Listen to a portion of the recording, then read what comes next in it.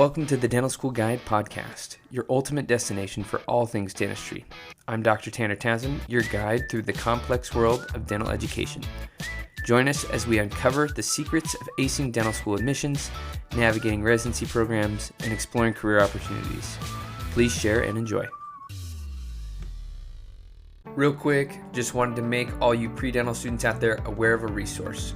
If you've ever been worried about getting into dental school or are wanting to get into that school of your dreams, then you definitely want to check out a program called Dental School Guide. In the program, we walk you through how to save money, time, and heartache when applying to dental school.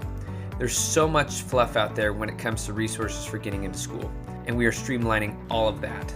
With our comprehensive digital course, expert mentorship, and personalized application review services, you'll have everything you need to stand out to admission committees. Take advantage of this amazing resource that will help you increase your chances of getting into dental school. You'll want to check out dentalschoolguide.com. Check it out. Welcome back to the Dental School Guide podcast. I'm your host, Dr. Tanner Townsend, and today I am here with Alyson. And Alyson is one of our previous mentor students, and we are super excited to have her on the show today. Alyson, thanks for joining us. Of course. Well, we are super excited to hear a little bit more about your journey into dental school. And so first and foremost, tell us a little bit about yourself and tell us where you're from and how you got interested in dentistry to start with. So, born and raised, I'm from Hickory, North Carolina. It's a small-ish town of about 40,000 people. It's about an hour from Charlotte, North Carolina, if anybody knows where that is. So even though it was small, it still feels like a big area because I feel like a lot of people think small towns are small towns, but I think Hickory is becoming a bigger city. Um, how did I get interested in dentistry? Well, I kind of knew it at a ripe age of about 11 years old that I had an interest for it. It's kind of a sad story, but it did bring me to love dentistry as a whole. Long story short, my mom was in a really bad car accident. It led to many health problems, but overall she did break her jaw, lost teeth, many things that, conflicted with her oral health. And my dad worked full time. I had a little sister who was much younger than me. And so I joined mom in all of her dental appointments, oral surgery, dentists, endodontists, just a lot of different specialties within dentistry that I didn't even know of as an 11-year-old. But I was able to kind of go with her and experience so many things and then see her get her smile back, be able to eat again. And I was like, wow, this is really cool. This is something I never really thought about. I've heard of doctors, I've heard of medicine, but let me learn a little bit more about dentistry. I mean, at 11 years old, how much can you know? And then I got my braces and I was like, wow, okay, I feel so much more confident. I love to smile now. Like maybe I really need to get a career in this. And ever since then, I kind of have done everything I can to get where I am now and hopes to be some sort of field in dentistry. Don't know which one yet, but That's way cool. So when you were going to those appointments with your mom, what was like the office that was the most intriguing to you? Was it the endodontist? Was it the oral surgeon? Which one did you like the most back then? back then, I liked the oral surgery and the dentist the best. I hate to put it the two, but she actually had to get an implant and jaw surgery. And Oh, so I went with her to like the consultations. I wasn't there for the surgery, of course, at 11, but hearing about how like implants were placed and how they had to build up her bone and how they were going to manipulate her jaw, and then to see the dentist make a crown to fit in that implant, and also work with her on her bite and things with all those jaw issues. Those were probably the most intriguing to me because as, excuse my French, as jacked up as her smile seemed at that point, it was amazing to me that the oral surgeon even knew where to start with rebuilding her jaw structure and everything like that. So probably those two are my favorite. The endodontist was the root canal stuff and all that was a little over my head at that point. But yeah. yeah. The root canals are still over my head. Well, understandable. So as you kind of went along, so you found out at 11 years old that's something that kind of interests you. Mhm. Going into like end of high school, into college, what were some of the things, were there some things that kind of solidified that, hey, I really actually think I want to pursue this? Yeah. So my mom was someone that jumped on me, and, if I had a dream, she really wanted me to go for it. So, not long after that, I went to high school, and she was like, "Listen, if you're interested in this, let's not wait around. Go ahead and intern at an orthodontics office. Go ahead and intern at a dental office." And so I was like, "Okay." Now, I'm 15, 16. I'm asking to intern. They're probably like, "How does this girl even know what she wants to do at this point?" Yeah. But I went, and that's when I started to love it even more. Their schedules are really nice too. Some of them only work 4 days a week.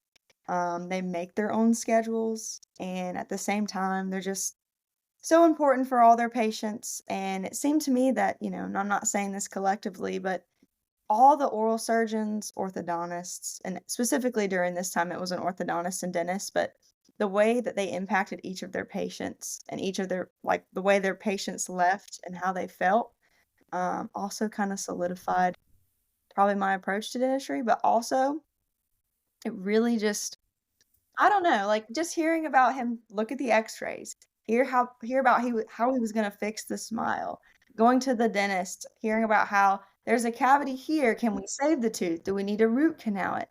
Even though I was young, it just really sparked my attention to think that you can be a doctor in something so specific, Mhm. like, it's all just in the circle of this area, yet it makes such a big difference. So I think at that point's when I knew exactly. I was like, "Okay, if I love it this much at 15 and 16, and I may not know exactly what's going on, but it interests me, then that's what I'm gonna keep trying."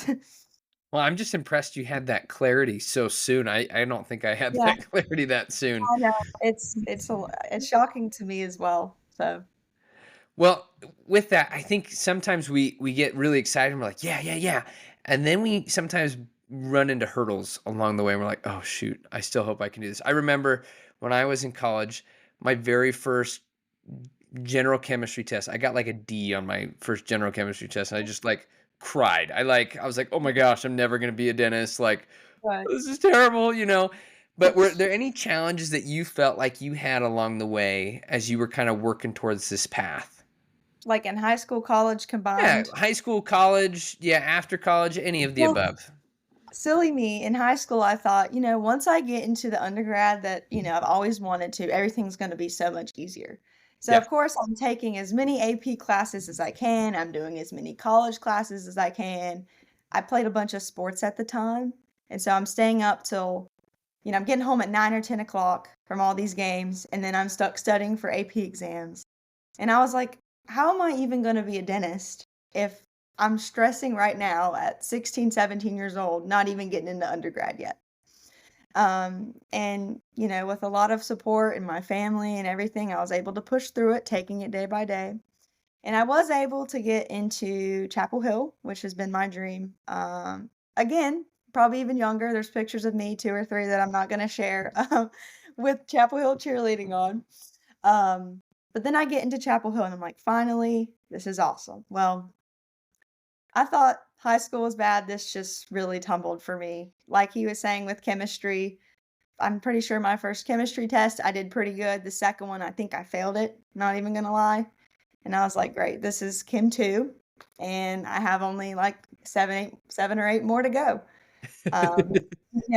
You lose confidence in yourself. I know personally, I'd come home, I would think I'm not smart enough anymore. I think that, well, if I can't do well on this test, then how am I gonna be someone's healthcare provider? That was another thing that went through my mind.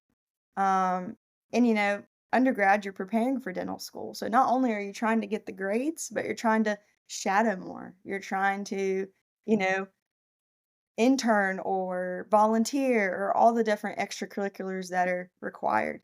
And so you just feel like you're carrying everything on your shoulders and there's nobody there to help you. And I will say sophomore, junior year, that was the roughest point for me because you're not up the hill yet. There is the top of a hill and there is a downhill that's pretty nice. I feel like I'm in the downhill right now, but going up that hill is brutal and it definitely takes a very strong and determined person. Not perfect, at all. I can tell you right now I'm very far from perfect. There have been times where I've wanted to quit. There have been times where I've failed tests, that I couldn't show up for things. Um, But in the end, you just got to keep your head up. And Dr. Townsend and I have been talking about this. You just got to take it day by day, Mhm. minute by minute. Because I'm a big planner and I used to think of things a year ahead, a month ahead, and that's where I got in trouble because it's just overwhelming. So I think that's definitely the struggles of I've been through is the overwhelmingness of it all, the academic rigor of it all, and trying to juggle all the things that you have to get into dental school, even from high school, to applying. It's crazy. Yeah, and one thing I love that you said though Mhm. was, yeah, you may be a planner, and I think a lot of pre-dental students and dental students are that way.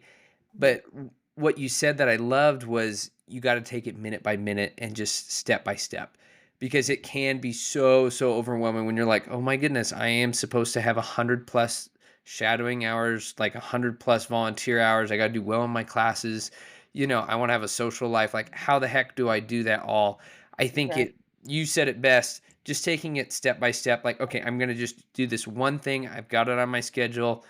I'm gonna do it, and then I'm gonna move on to the next thing." right. And And I that's wanna really add one thing when you're done, because I think you'll like this better than the minute by minute, is go the for it. comparing to others. Yes. That's the worst for me because I went to Chapel Hill. I'm dealing with the top 10% of every high school. And I would look beside me, someone was getting a 97 and I may have had a 75. And you're like, well, there goes my shot at dental school.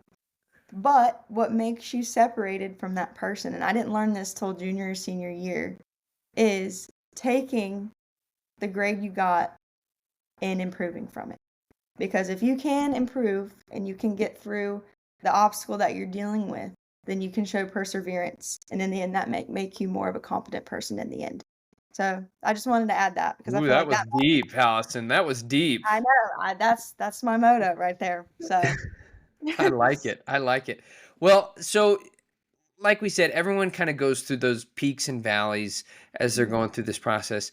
When you tell us a little bit how you stumbled across Dental School Guide and how that kind of helped you along the path as you were applying and kind of getting ready to get ready for dental school. Right. So I found Dental School Guide on Facebook, actually had a really good time.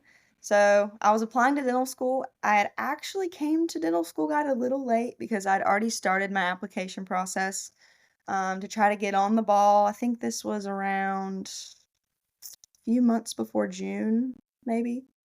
And so I remember it was near Memorial Day because I was reaching out to you guys around then. So I'm talking to my mom. This is the exact day. I'm like, I'm looking at all these stats. I'm looking at all these essays. There's just no way.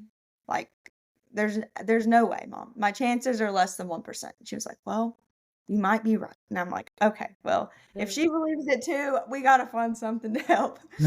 And of course, she didn't really know what was going on either. But I'm on Facebook and somebody had posted on one of the dental school groups.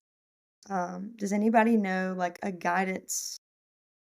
I don't know if they called it business or a guidance counselor that can kind of help you through the dental school application process, from start to finish. And I can't remember her name, but somebody commented and I messaged her directly and she sent me the link to this. And I started reading it and I almost thought it was a scam at first. I was like, "Oh my gosh, this sounds like a little too good to be true." And I was like, "Okay, well, why don't I just schedule the consultation? You know what? It's free. I can talk to somebody face to face." And my mom was like, "Yeah, you have nothing to lose." So I'm pretty sure like that day I scheduled the consultation or maybe the next day, and that day I already signed up. It was Oh, absolutely so what were some of the things as we started working together? Because you did the mentorship with us. Mhm. What were some of the things that you were like, "Oh my goodness, I am so grateful I did this," or what were the things that you're like, "Man, that was totally worth its weight in gold right there." First things first, at the very beginning, you had us kind of put in all of our information, our GPAs, our extracurriculars, our volunteer hours, everything that we've ever done to get into dental school. And then you guys took that and you basically made like a poster board out of it. Not really, it was on Google Docs, but you basically just showed it in a broad manner and was like, this is you. This is what's good. This is what we need to improve on. And I remember at the time I had like, for example, plenty of shadowing hours, but I was lacking in something else. And Tanner was like, okay, let's hold off on this and, improve another area. And I was like, wow, okay. I didn't know I needed to get more of that. Next best thing was the personalized school list. Mom and I have been researching dental schools for 3 years, and I had about 24 that I wanted to go to. And not only is that a lot of time and money, but it's a lot of stress too. And so what Tanner did for me was he took everything that he knew about me, everything he knew about the schools, and he kind of condensed that into a school list that was personalized that I'd most likely have the chance to get into. And we had a meeting about it. I had my big list and he was like, "Here's why I think you should apply to this one. Here's why I think you shouldn't." And it's really important because you're looking at their website and you're like, "Okay, I can apply here. My stats meet exactly what they're saying." And then I talked to Tanner and he's like, "Actually, only like 1 to 5% get in there out of state. So you're going to be wasting, this much money if you don't get in." Certain things you're just misguided by on many websites, it's completely cleared up. So that was probably the best 2 things that, has, made me really appreciate Dental School Guide.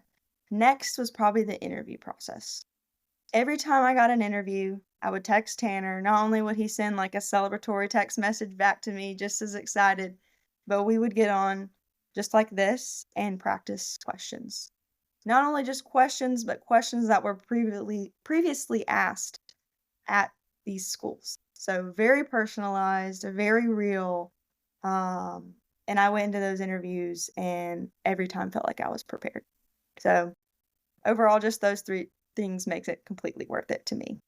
Yeah, you went above and beyond on those interview questions. I would remember like you're like, yeah, I know exactly. Like, but the thing is, you would do it, but you weren't rehearsed, and so that was what Right. was so wonderful about it because you you truly practiced answering in a normal, natural way, which Right. was truly incredible. Thank you. Um, I think it was fun to work with you because you could see your diligence from step to step to step as we Yes. walk through the application process. You would always complete the things that we were talking about, and then we were on to the next step. And it was just so much fun to see as those interviews rolled in. You had several, and it was like everyone was slightly different. Yeah. And I remember like when you flew out to Roseman and you interviewed, and you guys like got to check things out, um, and talking about how the oral surgeon was asking you questions about medicine because you're an oral surgery assistant and you knew what you were talking about, which was great. But as you went through that process and then you got accepted, tell us what was going through your mind that acceptance day. I know it was kind of an emotional day for you. Tell us a little bit about that day and what that was like for you. Well, just a little pre-story. I had no confidence walking in before Dental School Guide. Tanner gave me so much confidence just going through the motions. And of course, that day is very stressful, and I was very stressed. But I will say, without Dental School Guide, I would have been an absolute wreck. So I was a wreck, but I would say 50% of the wreck I would be without it. But that day, Tanner and I talked about it. It can come in from 12 a.m. even to a couple days after. It was December 13th this year. I had to work. I had like 16 surgeries at work. So my mind was in the clouds, but it wasn't. It was still focused on that. And I'm trying to multitask. So my mom, as you've heard about her a lot in this podcast, but she's looking on sites of when people have heard back and like, what schools are saying what. And so 9 o'clock rolls around, I haven't heard anything. Well, actually, that's a lie. 2 a.m., I got an email from Roseman that I got waitlisted. And I was like, not terrible, but I did read that at 3 in the morning. So that kind of shot my hopes for the rest of the day. So not terrible, but a little bit of a stab. Didn't sleep the whole rest of the night. 9 o'clock rolls around, haven't heard anything else. My mom's like, "Are you sure? Like, other people are getting calls." I'm like, "Well, this is really helping." Like, still haven't heard anything. 2 or 3 o'clock rolls around, which is just terrifying. And my sister calls me and she's like, "Allie, you got accepted." And I'm like, "How do you know? Like, first of all, you're on Christmas break. I just saw you a couple weeks ago. Like, how do you know I got accepted?" And she was like, they've called mom. They've been trying to call you since 9 a.m. and you just didn't answer because I guess my signal was bad at work. And so I'm like, oh, the weight that was lifted off of me. Honestly, I wasn't thinking correct. I remember going into a surgery and assisting, and as I'm putting like bone graft into the socket, I think I dropped some on like somebody's tongue, and he had to like yell at me a little because of how like unreal and out of body it felt. Um, then I'm driving home. I get a call from Knoxville, Tennessee. Got accepted there that day too, and it was truly awesome. That whole ride home, I don't think I ever stopped smiling. I don't think I ever stopped smiling until I went to bed that night. But that's kind of how that day was. So, moral of the story, I guess, though, if your phone doesn't have signal, that could be even worse of a day for you. So just make sure you have an emergency contact as well. Yeah, I think that was probably one of my favorite stories of Yeah. students from this last cycle of because I was thinking about you all day because I knew how invested you were in Yeah. particular. And I was like, oh, she's totally gonna get something. And I started to get worried as the day goes along. I'm like, are you kidding me? Yeah. And then yeah, and then you're like, yeah, my mom got the call. And I was like, what? I've never heard of that before. Yeah. It was And then my sister calls me, not even my mom. I'm like, "I'm getting a third-hand message here." Yeah, that's so funny. How many people did your mom tell before you found out? Well, I my best friend called me and she was like, "Congratulations," on my way home, and I'm like, "Well, how do you know?" And then she's like, "Oh, your mom told me." And then my dad's like 2 of his friends texted me. So basically, I would say around like 15 people knew before I got the call. So, That is awesome. yeah. So you're heading to where next year? So I'm heading to Lincoln Memorial in Knoxville, Tennessee. Yeah, to start in August. Okay. Well, that is it. We are so excited for you. Lincoln Memorial is a fabulous school.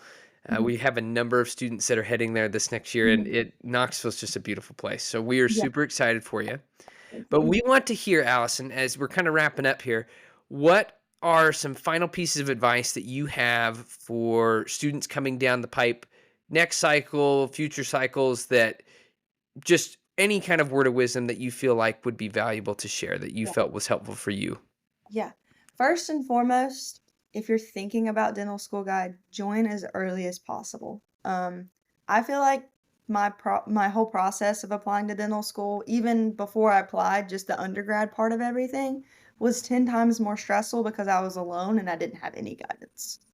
Um, if I could go back and I knew about it, I would have probably joined it sophomore year, maybe even freshman, before I took the DAT because they also have those services of when you should take the DAT, what you should use, all the tactics for that as well. Um, so that would be my first suggestion is go ahead and sign up. My next suggestion would be don't think, even if you're a great writer, which I'm not saying I am, but I do have friends that think they're great writers and maybe they are. There are resources that Dental School Guide provides that read through all of your personal statement, read through your essays, and Tanner will do it too, but he even has like professional people do it as well. That help you even condense. There's word limits on anything, and we're trying to say everything we can to get in, but you just can't. And sometimes it sounds worse when you can be more concise. So I think that was my second best thing is even if you're not considering Dental School Guide as a mentorship, maybe consider them for even essay work, like help you write your essays, helping you with your personal statement, just getting another set of eyes that really know what the schools are looking for. That would be my second thing. Because, I mean, thinking back, Lincoln Memorial had about 20 essays, and in all, I wrote like 60 something essays, and I got at least half of those looked at. And I got my personal statement reviewed, and I really think that that helped when applying. Because again, you're only on paper at first, the interview is only the second part. But I think that would be my two biggest things, other than, keep your head up. There is so many opportunities, as Dental School Guide says, there's endless possibilities. No matter where you came from, what you're doing, what you have done, um, you can get help for it. And if you really want to be a dentist, there's definitely a way to do it. So, I love it. That's great. Well, Mhm. Alyson, we are so very proud of you, and we are excited for you to be a dentist someday. I have no doubt that you are going to be an extraordinary dentist. You just have that drive and determination, and I can't wait to see the things that you do once you graduate dental school and the kind of dentist you become. So, thank you once again for joining us on the Dental School Guide podcast, and that is it for today. And we will catch you in the next episode. Okay. Thank you, Tanner. That's all for today's episode of the Dental School Guide podcast. We hope you've gained valuable insights and inspiration to fuel your journey into dentistry. Don't forget to subscribe to our podcast for more expert advice, inside tips, and engaging discussions. If you enjoyed today's episode, please leave us a review. It would mean the world to us. Until next time, keep smiling, keep striving, and remember, your dental dreams are closer than you think. Thanks for tuning in to the Dental School Guide podcast.